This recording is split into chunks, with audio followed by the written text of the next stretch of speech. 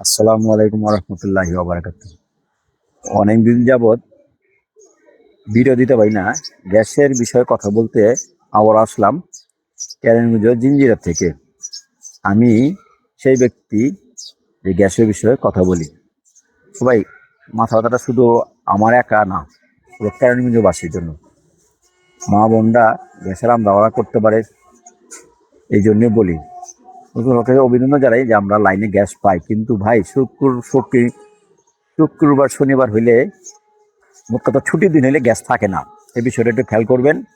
আর ঈদের দিন গ্যাস চলে গেছিলো, ভাই ঈদ আনন্দের দিন ঠিক আছে, কিন্তু গ্যাসের কিভাবে ছুটি হয়ে যায় এই বিষয়ে কর্তৃপক্ষ একটু খেয়াল করবেন। আমি যে কথাগুলো বলি একটু খেয়াল করবেন ভাই। এটা মা বোনদের সুবিধা স্বার্থের জন্য। সবাই সিলিন্ডার আনতে পারে না, সিলিন্ডারে ভয় পায়, সিলিন্ডার বাস্ট হয়ে যায় জায়গায় জায়গায়। এইগুলো অসংখ্য ভিডিও আমাদের কাছে আছে। এই জন্য এইগুলো দেখে মা বোনরা সিলিন্ডার আনতে চায় না, ভয় পায় ভাই। আর যেখানে লাইন নাই সেখানে সিলিন্ডার রাঁধে, বিষয়টা আলাদা ভাই। কিন্তু আমাদের লাইন থাকা সত্ত্বেও আমরা মাঝে মাঝে সিলিন্ডার আনি।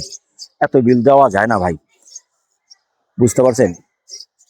ছেলেমেয়ে পড়াশোনার বিল, সিলিন্ডার বিল, কারেন্ট বিল, গ্যাস বিল, লাইনের গ্যাস বিল, আরও আদার্স অনেক খরচ আছে। তারপরে খাওয়া দাওয়া। বাংলার জনগণ কিন্তু ধনী লোক না ভাই, সবাই ধনী না। বিষয়টা খেয়াল করবেন। আর রাস্তা একেবারে লো লেভেলে চলে গেছে, একটু খেয়াল করবেন বিষয়টা। আর লাইনের গ্যাসটা থাকলে মা বোনরা একটু লাইনে রান্নতে পারে, সুবিধা হয়। কারণ লাইনে ঝুঁকিপূর্ণ কম, এই বিষয়টা একটু খেয়াল করবেন। ঝুঁকিপূর্ণ কম। নতুন সরকারকে অভিনন্দন জানাই, শুক্রিয়া জানাই, এবং ঈদের তৃতীয় দিন ঈদ মোবারক। এই বিষয়টি একটু খেয়াল করবেন। আমার ভিডিওটা দীর্ঘস্থায়ী করবো না, এই বলে শেষ করলাম। আসসালামু আলাইকুম রহমতুল্লাহি ওয়া বারাকাতুহু।